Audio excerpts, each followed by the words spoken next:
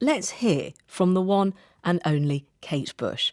When we spoke yesterday on the good old-fashioned landline, more about Kate Bush's phone later, I started by asking her how she was feeling about being number one with her hit Running Up That Hill 37 years on, after its use, very recent use, in Stranger Things. Well, it's just extraordinary. I mean, you know, it's such a great series. I thought that the track would get some attention, but I just never imagined that it would be anything like this. It's so exciting that it's quite shocking, really, isn't it? I mean, the whole world's gone mad. Well, I mean, 37 years is the longest time I believe it's a song has taken to get to number one. And it's also in America. It's your first ever top 10 hit in the US, which I didn't know. Yeah. I mean, what's really wonderful, I think, is that this is a whole new audience who, in a lot of cases, they've never heard of me. And I love that. The thought of all these really young people hearing the song for the first time and discovering it is, well, I think it's very special. It's a discovery by a new generation. There's lots of people, of course, who have held you dear to their hearts for a long time, who are probably feeling quite protective at the moment, especially when some of their children are saying, have you heard of Kate Bush? They're saying, yes, very much so. But in terms of this song and for those new audience members, for those people discovering you now, what's it actually about, Running Up That Hill, if you were to explain it to a new audience? Well, I really like people to hear a song and take from it what they want. But originally it was written as the idea of really swapping a man and a woman, swapping places with each other, just to feel what it was like from the other side. Yes, and getting that experience. Yeah. If that was possible. And it wasn't originally called Running Up That Hill, was it? No, it was called A Deal with God. I think they were just worried, the record company were worried that it wouldn't get played on the radio, that people would feel it was a sensitive title.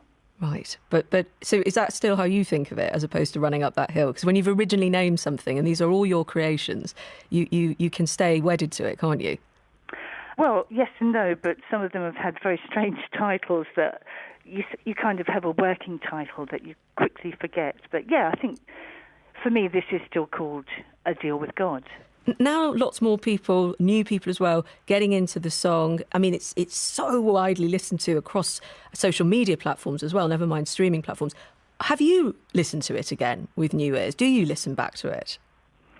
I never listen to my old stuff, but then, when things like this come along, I'm normally involved in something like, maybe doing an edit or revisiting the track for some kind of other reason. I'm working on it. So, yeah, I hadn't heard it for a really long time. Yeah, well, I was imagining, people also watching the video for the first time. It's such a beautiful video. You've of course trained as a dancer with movement and all of that. It's just wonderful for people to see again. Of course, in this context with Stranger Things, which I know you obviously signed off on how the song was going to be used, was it important for you that it's a song that helps a female character, that it helps Max?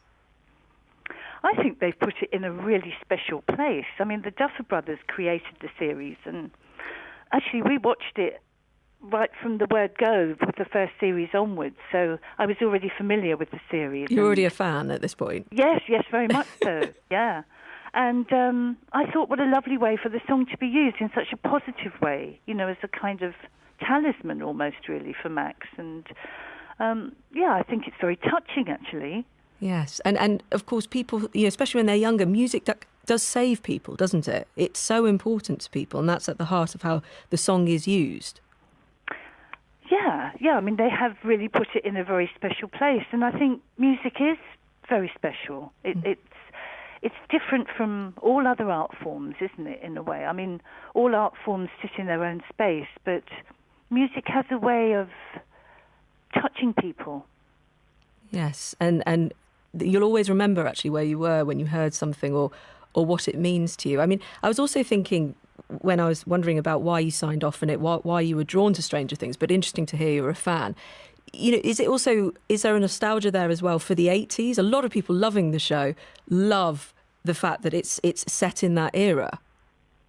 Yeah, I think it was a great time. I mean, there was some great music in the 80s, but I think I think it's an incredibly exciting time we're in now. I mean, okay, so it's an awful time on a lot of levels for people, very difficult. But it's also a time when incredible things are happening. Technology is progressing at this incredible rate that's pretty overwhelming, really. But, you know, there's so many advances in medicine, and there are positive things. You just have to look a bit harder to find them at the moment, I think. Well, I mean, if we're just looking at the technology in you, I mean, running up that hill as a hashtag is all over social media platforms. On TikTok, running up that hill's had more than 616 million views. And you were always very cutting edge with technology. It was almost like you were waiting some of the time for the technology to catch up. Well, that's very nice of you to say so.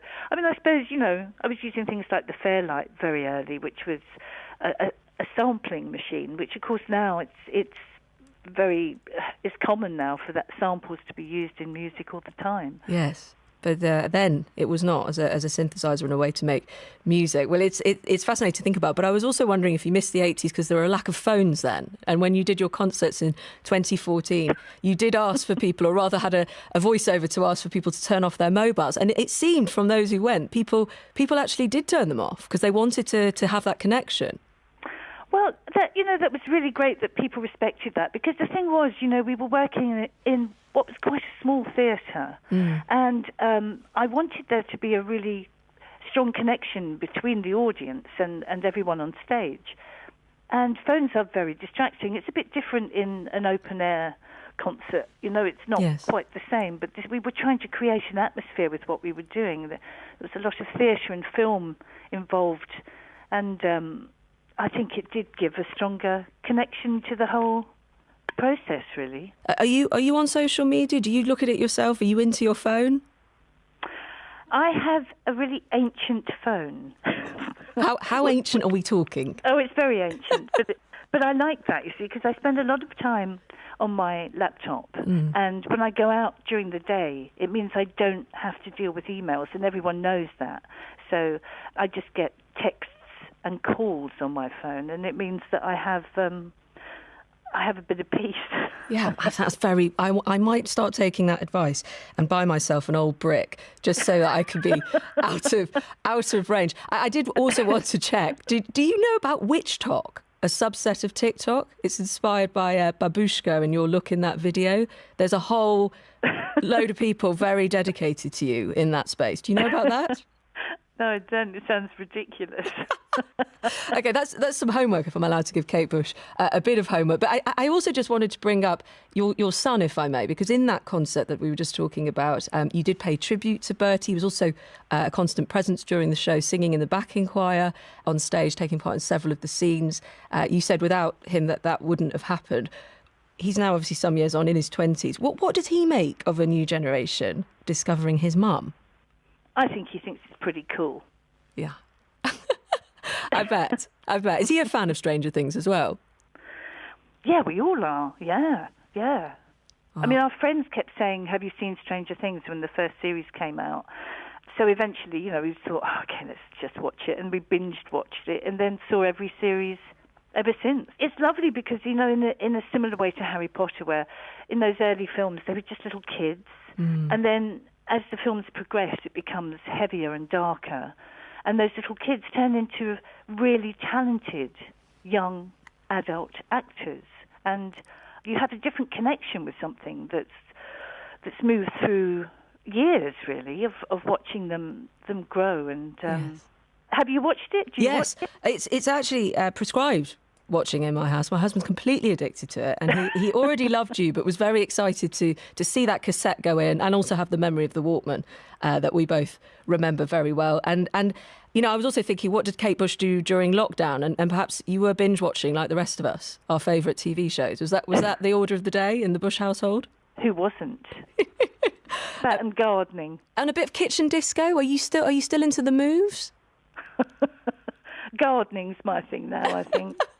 Well, Kate Bush, it is absolutely lovely to talk to you. Let me just read you one final thing. I did mention some of your original fans, thinking about this new generation finding you. And one person wrote, Kate Bush did not go through Wuthering Heights, run all the way up that hill to make a deal with God. Shout babushka for you all to be finding out about her in 2022.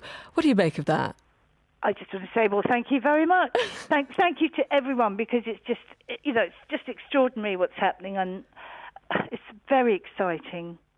And thank you, Emma. Thank you for giving me the time to say thank you to everyone, and, Well, Kate Bush, hooray. to hear your voice is a real treat. Thank you so much for talking to me and talking to our listeners.